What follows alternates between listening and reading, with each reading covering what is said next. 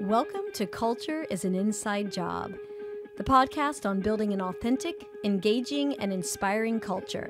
Hi, I'm Wendy Roop, and along with my friends and co-hosts Karen Preston and Scott McGowan, we believe that building a healthy work culture starts with leaders like you.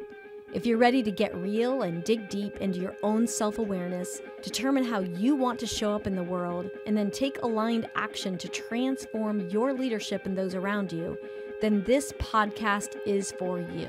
Now, let's go inside. Welcome to Scott. Go ahead, say the name. Culture is an inside job. Yes. We are in episode number 3. How exciting is that? Woohoo! Yes, we've got Scott, we've got Karen, we've got Wendy, and we have our back scenes expert, Taylor. So thank you, Taylor, because you keep us all together. He does. He does a good job at that, doesn't he? Yep. Very much so. He's our fountain of knowledge, right? Yes. And I'm so Overflowing. glad I can actually see his face today. I think last time he had his face off, and I like to be able to. Actually, you know what? He doesn't have his face on. He's tricking us. Yeah. He just has it on frozen smile. There there he is. Okay. Yeah. Just for a glimpse. Just for a glimpse. So Scott, do you want to kind of jump us into this today as far as what we talked about last time so we can get this party started? Yeah. Well, I think, one of the things that's really important to the three of us is the impact on culture and not only just organizational culture, but the culture and how we carry ourselves every day, whether it be in our families or our workplace or, whether we're in line at Chick-fil-A, right? It's the way that we carry ourselves. And one of the things that I'm really excited about today is this asset of energy leadership. And it's an asset that both you and Karen deeply care about, are deeply knowledgeable about. And so on this podcast, episode 3 bus, I am in the back seat as a listener, called to just be really curious.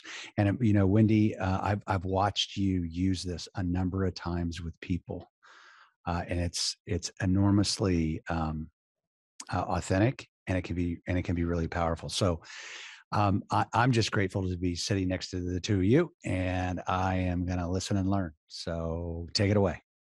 Thank you, Scott.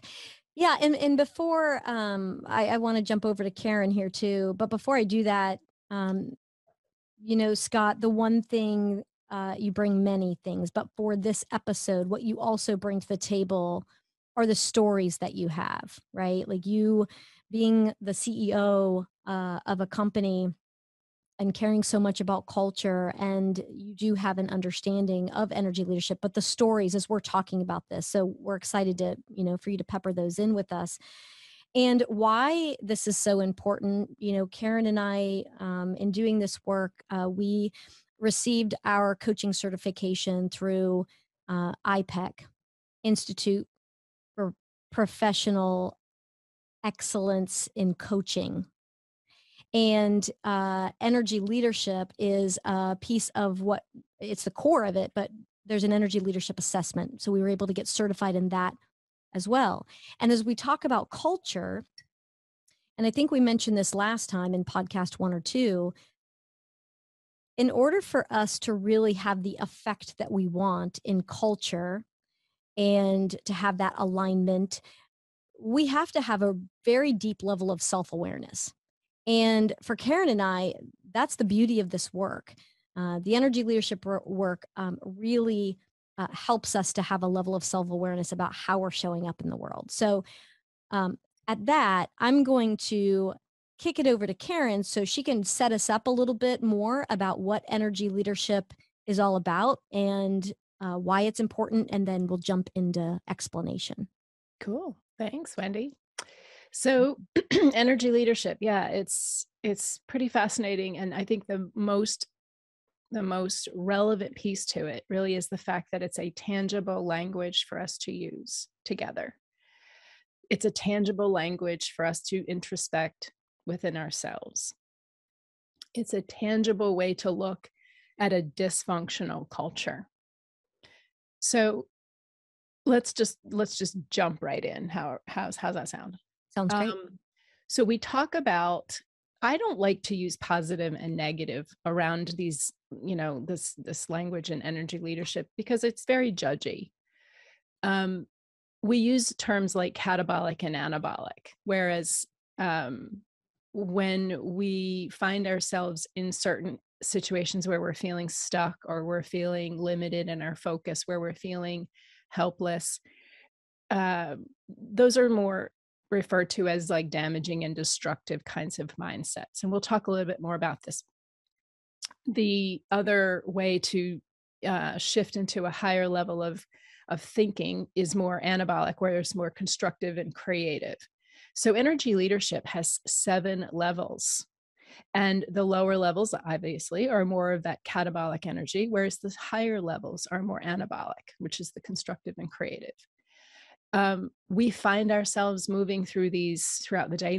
There's no good or bad. It just is, right? So one of the most important aspects, and we check ourselves on this regularly, is not to criticize when we are in any of the lower, more catabolic energies. It's the acceptance of it that's really, truly the gift.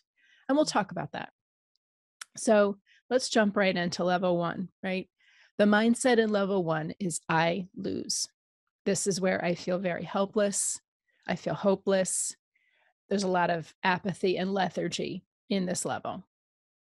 Level 2 is a little bit more movement, but it's you lose. There's a lot of conflict here, a lot of resentment, a lot of blame, a lot of anger, frustration.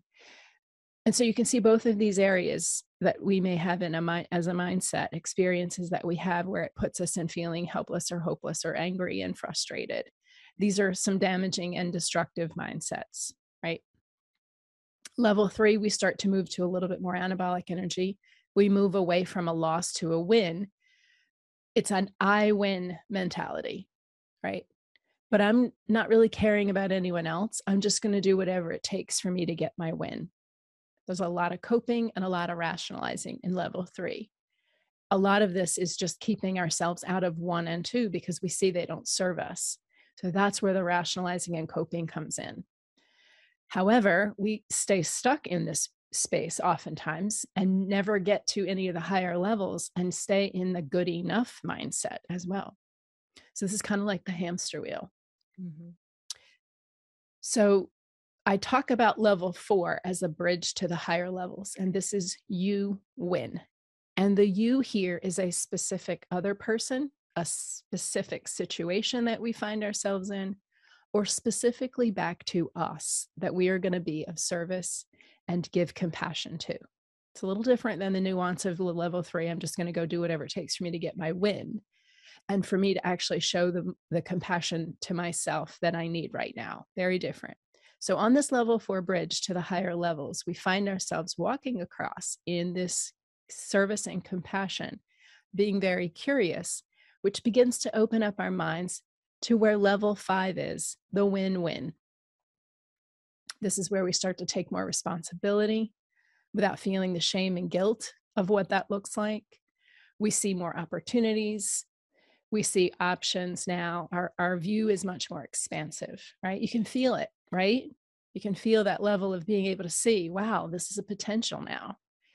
Level 6, there's a subtle nuance in the language, but a vast reality of difference here. It's we always win. So the level 6, we always win, is the experience of every experience, being able to see it as a gift, being able to see it as where am I learning and growing? Even when I'm stuck in a level 2 frustration, I get to sit there long enough to garner, what is the gift of this feeling frustrated? That again, you see yourself now being compassionate, asking yourself the questions, well, how did I get here? Why am I here? What's the benefit of being here? What am I supposed to learn from this, right? Mm-hmm. And then it takes us to level 7, where winning and losing are an illusion. And this is the space where we tap into our greatest genius. We're a participant, an observer, and a creator all at the same time. And so in this space that we don't reside in, we tap into this greatest brilliance and visionary thinking in this mindset. And that's what allows us to be able to access any of the other levels at any given time and use that to our advantage in that moment. So I'm going to take a breath here. Wendy, what's coming up for you as I share these levels? Yeah, thank you. I think first of all, I just want to add for level 7 because obviously that's the level that most people are like, okay, right, like who is ever there?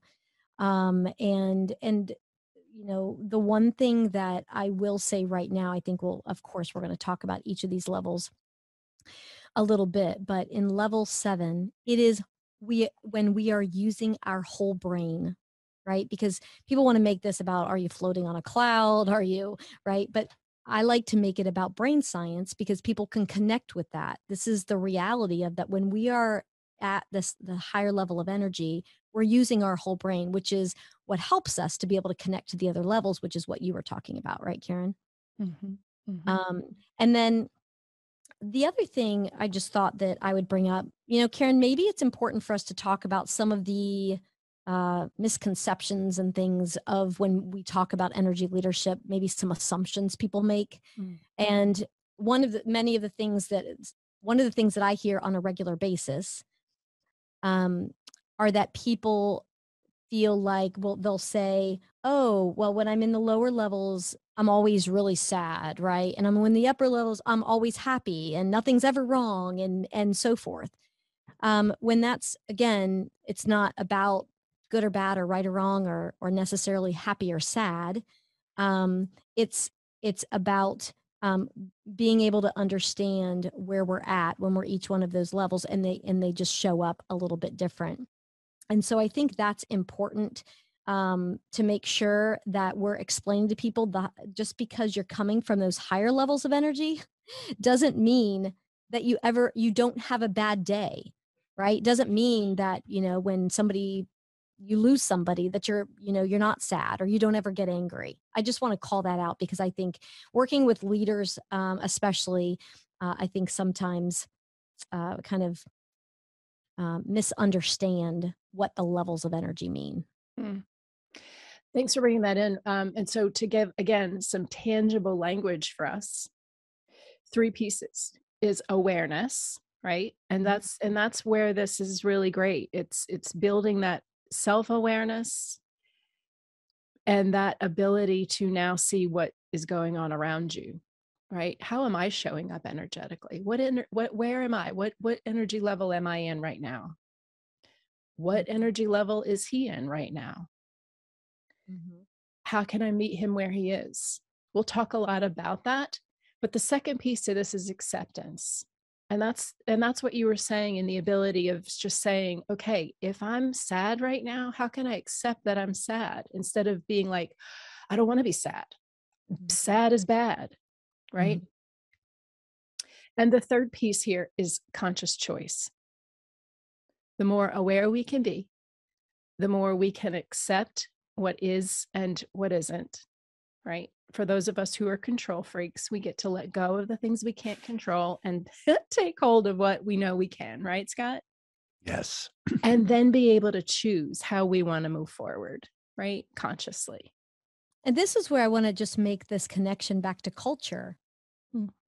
right? When we understand that we, first of all, realize how we're showing up, realize how we're truly reacting to our circumstances, and then realize we get to make a choice in what that looks like. That's when we can really have the impact that we want on our own internal culture, our culture of our family, our organization, our community, our world, etc.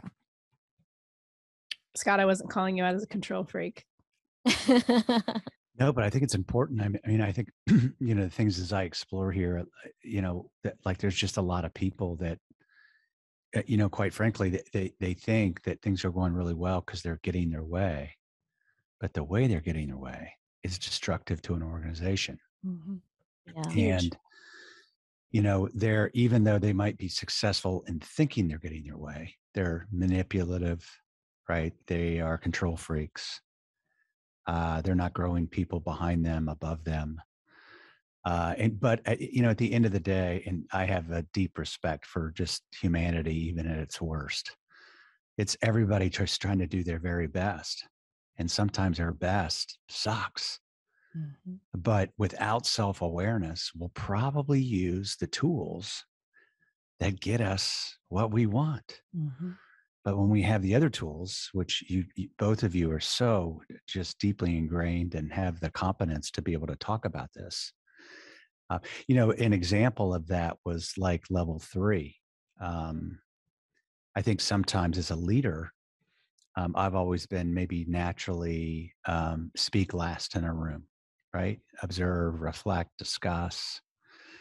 But sometimes because I like to speak last, sometimes I need to sit in level 3 and just say, "Hey, folks, this is what we're going to do," Mm-hmm. because I just wasted 20 minutes of time, and I knew what we were going to do, but out of being humble, which isn't humble, it's artificial harmony. Does that make sense? Mm-hmm. Because I know where we're going to go. So with having a recognition of level 3, when things just have to get done, this is what's going to happen.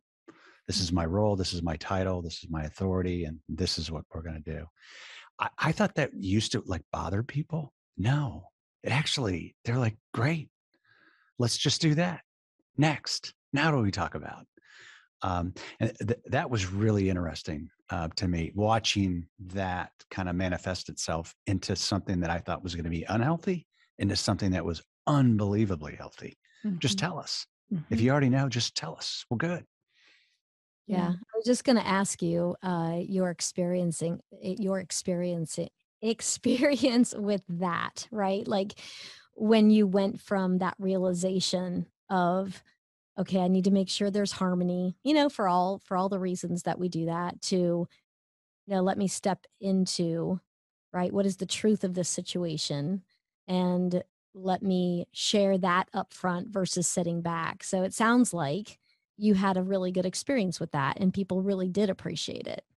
Yeah, but it was uncomfortable because, like a lot of people, when we get our way, every problem looks like a nail and every solution's a hammer. And what I've learned is you've got this great toolbox. You got some wire cutters, a wrench, a screwdriver. They're different. Mm-hmm. But without the lack of self-awareness, everything's going to look like a nail. And most of the time, the solution is going to be a hammer and it's going to be very ineffective. So I'm having a visual here because I'm pretty visual. I'm seeing like the tools in your box represent each of the employees in a way Correct. that the more you can collectively see and utilize their strengths, this is how you build cohesion, right? This is where you're actually willing to sit down and get off the level 3 hamster wheel, step on the level 4 bridge to understand the compassion and service to everyone else, as well as to yourself and to the situation, to the organization. Ask the questions, what are your strengths? Ask the questions, what do you like to stay away from? What would you prefer to stay away from in your role and responsibility? How do we utilize and leverage your strengths so that we're all creating the level 5 win-win? And even better than that, we're always winning in level 6 because we see every opportunity as this experience to say, wow, that tool wasn't the best tool this time. And I feel bad that we had to use that tool this time. But what is it? Where's the opportunity for us to have this conversation, the dialogue, to learn and see which tool would have been better here? So, Scott, I guess I come back from a coach perspective and just I'm curious, how can you see visually yourself creating the toolbox in a collective fashion with all of the people around you, as well as your own tools, utilizing them collectively to get to that level 6 space of where every experience is a gift and we're always winning?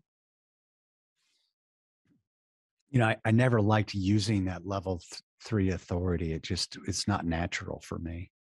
But I do know that sometimes it's effective and it's useful. But what I've learned most often is when I choose to speak last, because most leaders, I mean, are very competent, and they probably have a very good gut reaction in regards to what happens next. But with an executive team, you need to work together. But what's interesting is when you have an idea and a mindset. So if I was going to be level 3, so this is how I carry myself into a meeting. I know what I want, but I'm not going to say it. I'm going to choose not to say it. I'm going to talk about it, and I'm going to watch the collective energy of the group for a couple of reasons. Number one is they might be navigating towards what I think my desired state is, the solution.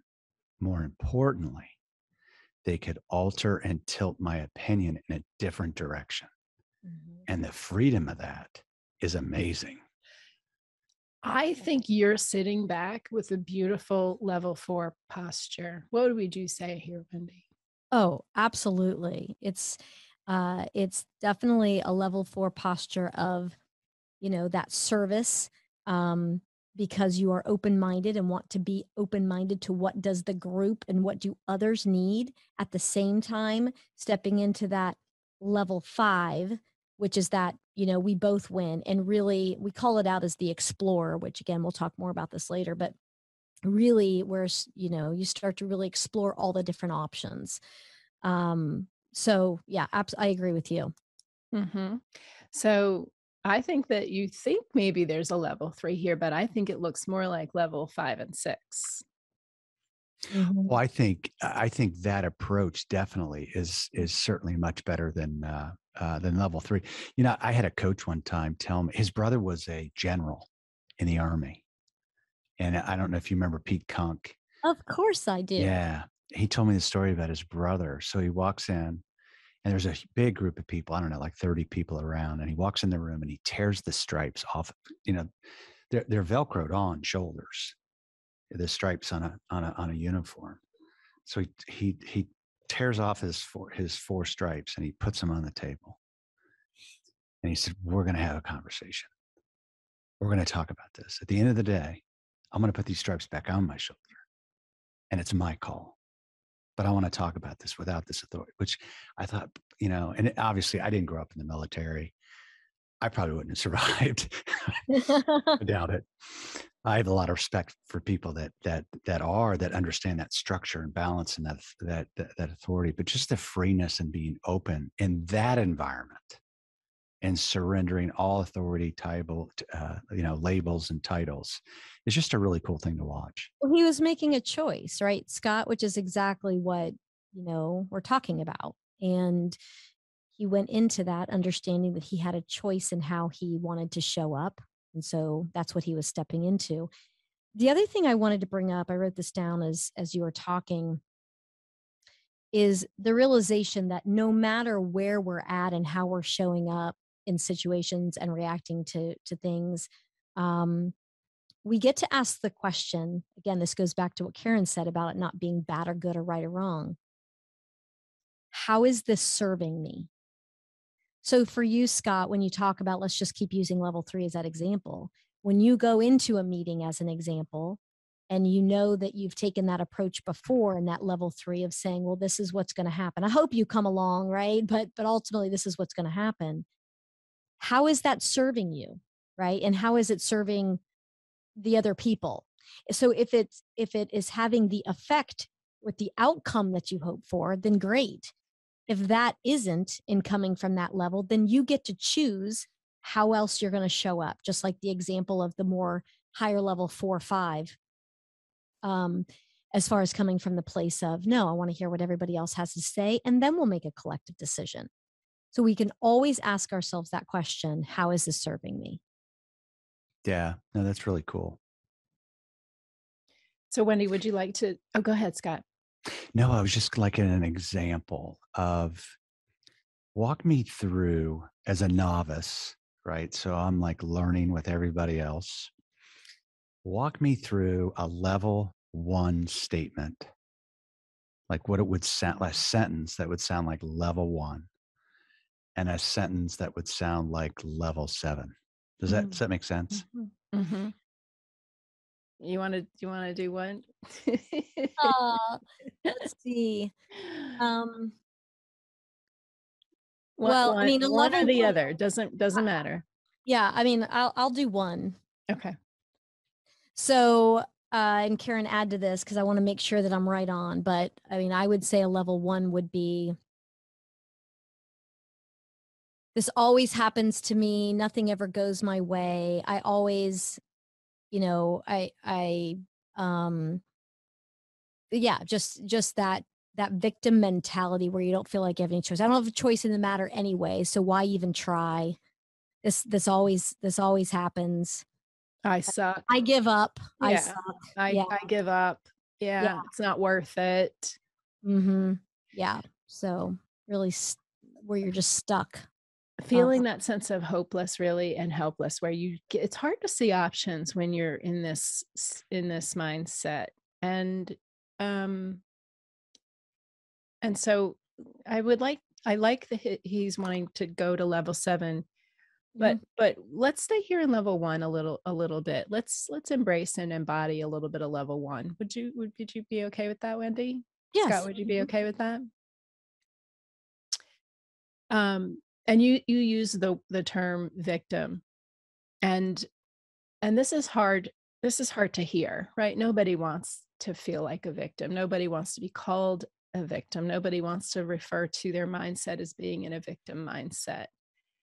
Um, and yet, again, it's about awareness.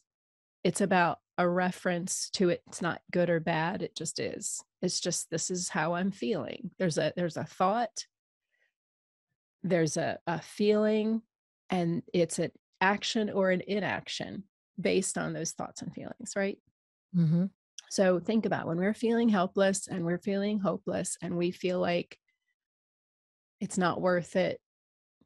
Like, what's going on here? And let's look at as an individual, what's going on in a family, what's going on in our community, what's going on in an organization when we're feeling helpless and hopeless like this.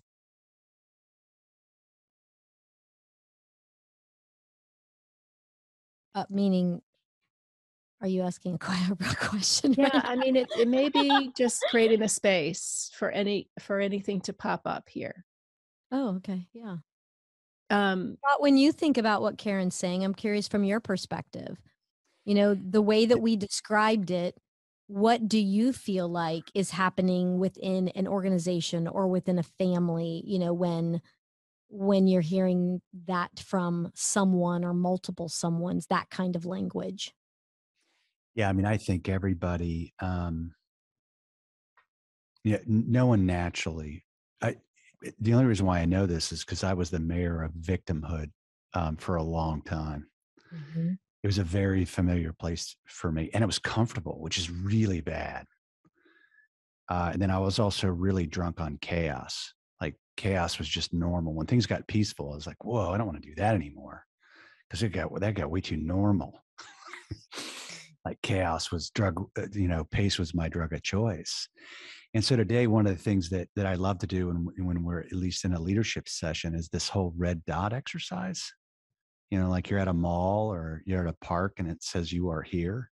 Mm. So it's with the group, like, where are you right now?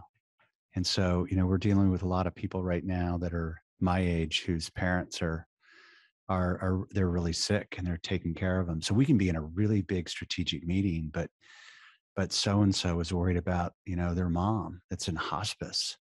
Well, then she's not going to bring the energy of the meeting that you expect. But the beauty in that is like when you know that and you can have empathy for that situation and you can maybe even distract her from that and bring her back into a different spot, right? But if you don't know that, you might overreact. And what a harmful thing to do to somebody. And Mm. you didn't mean to. You just don't know. Mhm. And what I really appreciate about the two of you is you have an uncanny ability to ask really powerful questions for people to get them in the spot where they're willing to at least maybe examine why they're behaving that way and why they're showing up in that way. Mhm. Yeah, and using this tool is one of the ways that we do that, right? Again, tangible language, right? We couldn't put a context around it without this kind of framework, right? You Mhm. just know you're feeling this way. So basically, Scott, what you just what you just demonstrated was meeting her where she is.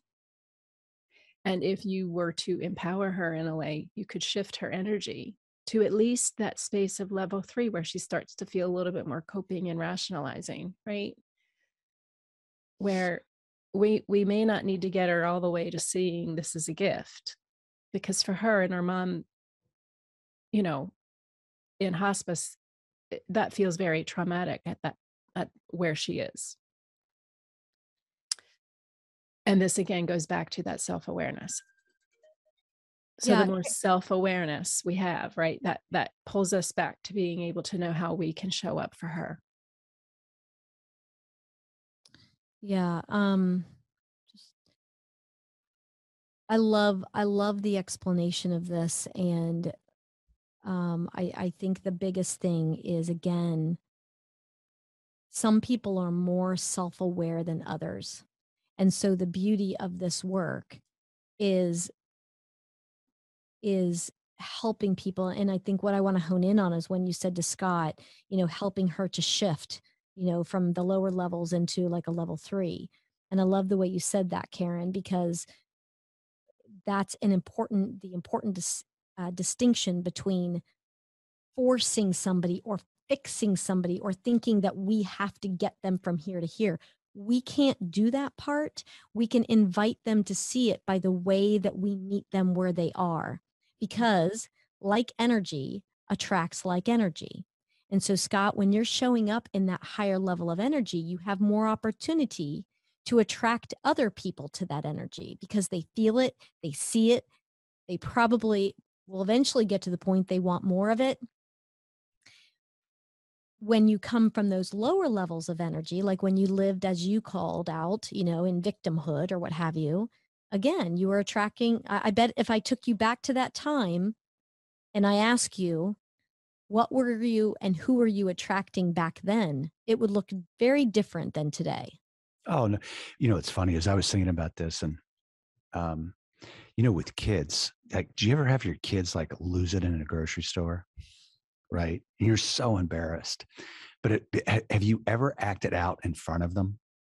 Like in public, like they're screaming, they want something. Have you ever matched, like you match it? Oh, yeah. They're Oh, yeah. absolutely horrified. They're like, why would you behave like that? It's because you're behaving like that. Have you ever experienced that? Oh, yeah. Yeah, yeah, Lots yeah. of times, more than I'd Uh-huh. like to admit. Yeah, Brilliant. yeah, yeah, yeah, yeah. Yeah, not Yeah, consciously, right?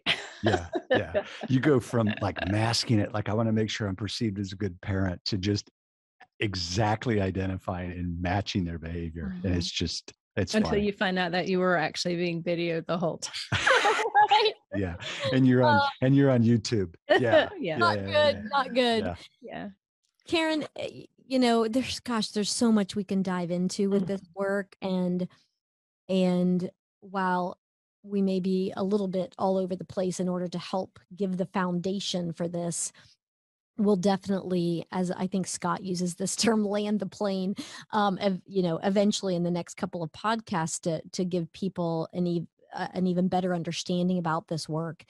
But how do you feel like we should, wrap up our time together today as we think about, these 7 levels of energy, and when we think about leadership and culture, just from a high level right now? Yeah, thank you. I absolutely think there's so much in this world right now where we are sitting in a level 1 hole, and it is really hard for us to see our way out of it. Um, there is every way you turn, we're judging it as good and bad. We're every way we turn, we're seeing uh, victimhood everywhere, right? We feel our own level of somewhat despair. We feel sometimes we're stuck. I think that in order to really resonate, it's all about going back to the 3 things. Awareness. You can't know what you don't know. You can't do anything about it if you didn't know it. So once you build the awareness of the fact that, okay, if I'm in this level 1 hole right now, how can I accept that that's where I am? And what questions do I need to ask of myself about why am I here? How long do I want to stay? How is it serving me? And if I want it out, if and when I want it out, what would I need to do? And you don't have to go to level 2 anger. You don't. You can skip right over that and go right to how can I just cope? What are the options to just rationalize? The more love and compassion you can give yourself in that and acknowledge and validate the fact that you are in a level 1 hole, that is you stepping on that level 4 bridge, my friend. That is where you will start to ask yourself the compassion and curious questions of how to get yourself to see where there is a win. And the more you can see the circumstance that you're in and there's a gift in it, this is growing and learning every time. Yeah, that's beautiful. Such recognition of, again, how to lean into this work as we're Yep. as we're learning. Scott, before we have a call to action, maybe for our listeners, anything else that you have to add to our conversation today around this? No, I just think for a lot of leaders too is the fact that being willing to accept that you need to be constantly learning, and the fact that leaning into things like energy leadership. It was especially interesting for me when I got my score, right? So I had this perception that I was one way, and it wasn't true. And it was interesting to think, and maybe as we step in the next podcast, we can talk about like your best experience in level 7, like just like what would that feel like for people? What would that be like? Because I think, unfortunately, a lot of us have grown up inside of organizations, and quite frankly, maybe even we've exhibit our own behavior in level 1, level 2. So that's very common. So as leaders, how do we teach and coach people how to ask questions to people to lift them up and to alter and change that? Because I know we're running long, but I think what you talked about, Karen, too, is acceptance. Acceptance, in my opinion, is the birthplace of gratitude. Because I can admit I'm a jerk. I can admit I'm a victim. I can admit I'm a lot of things. But until I accept that, nothing changes. And I hate to Dr. Phil this thing, but you know how he used to say, "How's that working for you?" It's my But favorite. I know, I love favorite it. line. Because when people are admitting all these things, it's like, well, like, how's that working for you? Yeah. And I think the most powerful thing I love to ask people in that, and you got to be very careful in regards to who you ask that to, is what power is that giving you? And they'll be like, none. I'm like, that's a lie. Yeah. You wouldn't do it if it didn't give you power somewhere. Well, that's not true. I'm like, well, think about it. Think about it. You wouldn't act out. You wouldn't do this if it didn't give you something. If you didn't get paid back, how are you getting paid back in that action? Well, I'm not getting paid back. I'm like, no, like you are getting paid back. Otherwise, you wouldn't act that way. Does that make sense? Yeah, absolutely. We And are it's when going to dive into this. This is going to be exciting. Yeah, so that's really kind of cool stuff. So join us next time, right? Yeah, Yes. absolutely. And I think what I would call, as Scott says, let's go inside, right? It's, and because I just want to add to our podcast could probably be 2 hours long. I just want to add that it goes back, and this is off of what Scott was saying. It is all about starting with us, right? Starting with, instead of hearing this and thinking about Joe or Sally, what is this about us? And the other thing that I'll say, and Scott mentioned this as far as, taking the time to do these kind of things and learn these kind of things and use these kind of tools, give yourself, I've been saying this a lot lately, right? The space and grace that you need for you in order to dive deep into who are you really and who are you really meant to be. Because without yourself giving those, without you giving yourself that space and grace, you're not going to have the opportunity to learn and understand more about you so you can make a bigger difference in the world. and you matter. So please do that. So, what we would ask you to do, if you so choose, right, is take time to think about, and we're going to explain these more, but as we've described them so far, how do you show up in these levels, or how do they show up for you, and in what situations, and how might this be beneficial for you? So, in the meantime, thank you. And thank you, Scott, by the way, for being so vulnerable and transparent and sharing your stories. Thank you for Karen for everything that you had. And we'll see you next time.